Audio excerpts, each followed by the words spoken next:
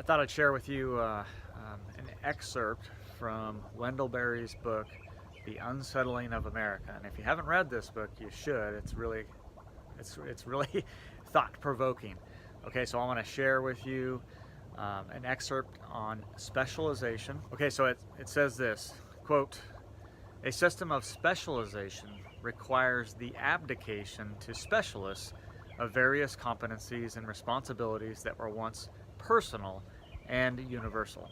Thus the average, one is tempted to say the idea, American citizen now consigns the problem of food production to agriculturists and agribusinessmen, the problem of health to doctors and sanitation experts, the problem of education to school teachers and educators, the problems of conservation to conservationists, and so on.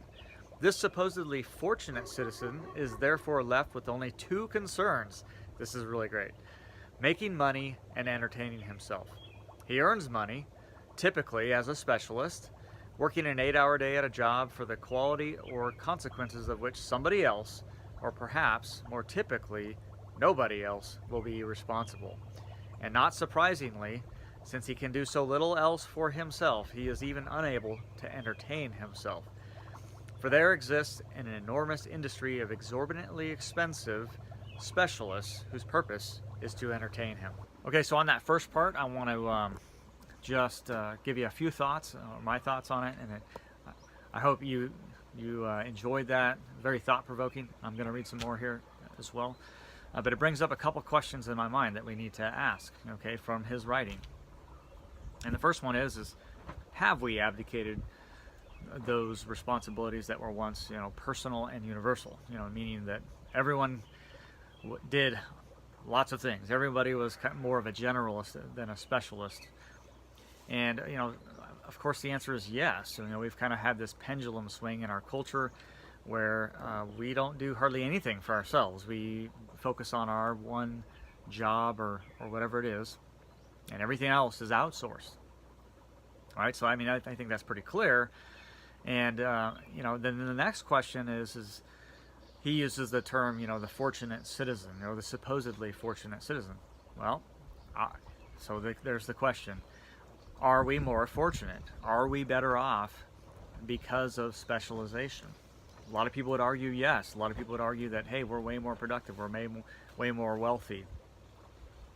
And so then let's ask that question: what are we more productive?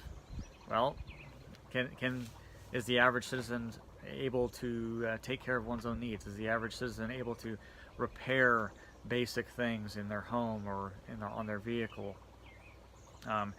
Is the average citizen more productive? Are we more productive? Or, how much time do we spend entertaining ourselves? Or, again, we've abdicated even that. Okay, so being entertained. How much time are we being entertained? Are we healthier now as a culture, as the citizens?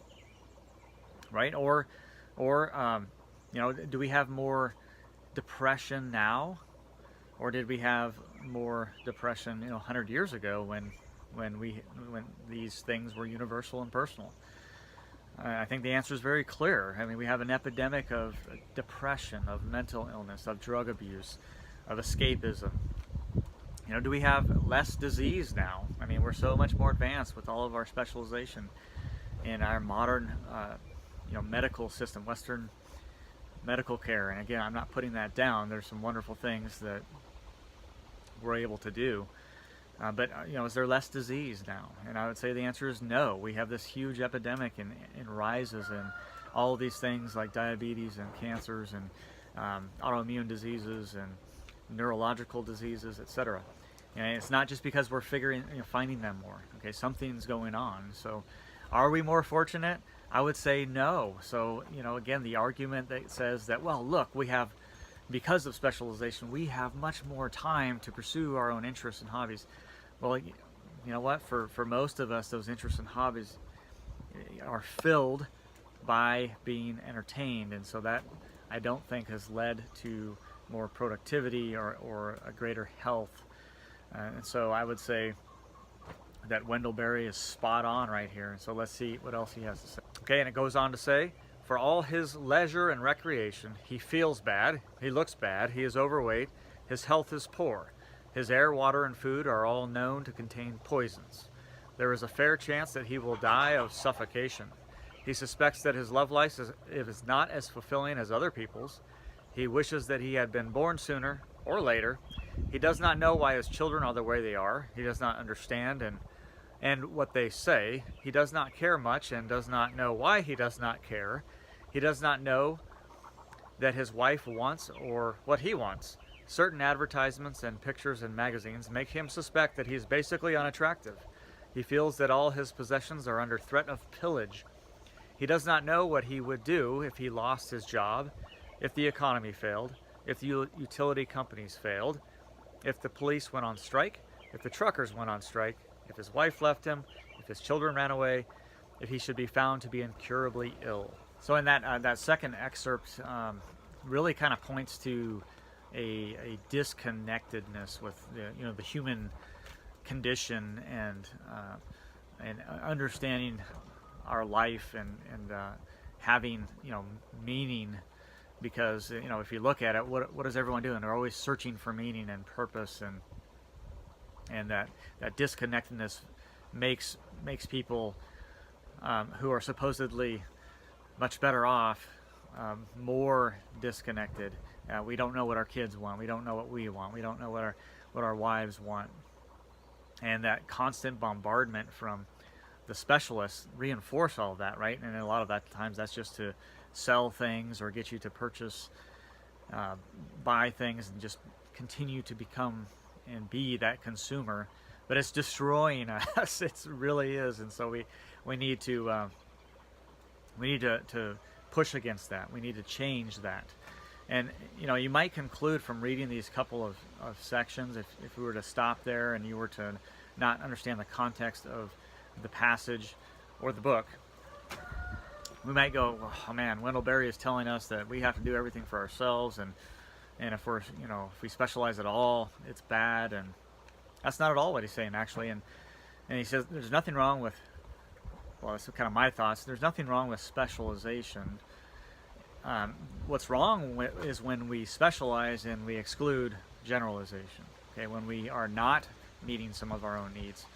And kind of Wendell Berry gives us in this next excerpt a kind of a way forward that kind of it helps to understand that we don't need to look at this and go, man, it's so terrible. There's a way forward, and we can make small changes, and we can move towards being able to meet some of our own needs, and we can kind of fight against that disconnectedness. Okay, and there's also this allusion in that passage to this idea he kind of hits on. He's like the systemic, fighting against the systemic dependency, right? If the police stop, if the trucks stop, if the rails stop, if the ships stop, people would be in incredibly dire straits very fast. All right, so there's a little bit of an allusion to that. So should we meet our own needs to improve the human condition? Absolutely. Should we meet our own needs because of the systemic brittleness of our system? Absolutely. All these things are very important that we need to ponder and think about. The responsible consumer must also be in some way a producer. Out of his own resources and skills, he must be equal to some of his own needs. The household that prepares its own meals in its own kitchen with some intelligent regard for nutritional value, and thus depends on the grocer only for selected raw materials, exercises an influence on the food industry that reaches from the store all the way back to the seeds bin. The household that produces some or all of its own food will have a proportionately greater influence. The household that can provide some of its own pleasures will not only be helplessly dependent on the entertainment industry, will influence it by not being helplessly dependent on it, and will not support it thoughtlessly out of boredom. The responsible consumer thus escapes the limits of his own dissatisfaction. He can choose and exert the influence of his choosing because he has given himself choices. He is not confined to the negativity of his complaint. He influences the market by his freedom. This is no specialized act, but an act that is substantial and complex, both practically and morally. by making himself responsibly free. A person changes both his life and in his final excerpt, he gives us, basically the keys to freedom, and that's providing our own choices, and kind of, he alludes to, hey, if you use raw materials and cook your own food, you have more choice, you're having an influence, and you are, and you have even more of an influence if you're growing some of your own food in our system, right? We can fight against the constant bombardment by the specialists by increasing our own freedom. How? Through meeting some of our own needs, some or all of our own needs. And he uses the example of food, and we can say the same thing about, say, water, right? We can increase our water security. We can conserve. We can capture rainwater. We can dig in ponds. We can slow spread and sink water that falls on our property. All these things give us more choices, give us more freedom. Same thing with energy, et cetera, et cetera. And we can go on and on. And so the whole point of this passage on specialization is that we should work not to exclude specializing in an area or two or three, but that we shouldn't do that at the expense of being generalists. Right? And that there's freedom and liberty and goodness to meeting some or all of our own needs.